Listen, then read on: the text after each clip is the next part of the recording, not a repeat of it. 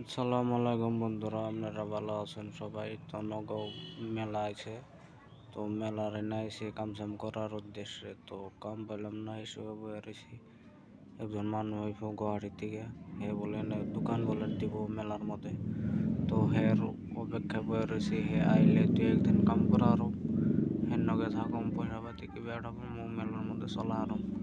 তো হে আসে বয়ে রয়েছি, এখন আল্লাহ বা কি করে দোকানদার নিমো কিবা কিবি করে। তো আইতাছে ঘরের থেকে লালচন মামুন্নকে খাতির, সেই হিসাবে আমিও হতে কইলাম। এখন আল্লাহ বা কি করে গো, আমি এমনি চিনি না। মামু বললো যে তুমি গেলেই চিনবে, তো হিসাবে আইতাছে। এখন দেখি কি হয়, আল্লাহ কিবা করে। তো একটু জায়গা ওরা নিয়ে হাল দিছে, একটু জায়গা দেখছিলাম নিয়ে হাল দিছে, ওরাই নিছে।